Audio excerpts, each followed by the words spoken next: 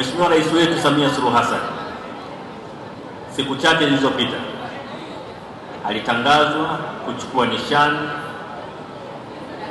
ya Bill Gates Foundation kutokana na kufanikiwa kupunguza vifo vya kina mama wajawazito na watoto, zawadi ambayo amekuwa kiongozi wa kwanza wa Afrika kuipata.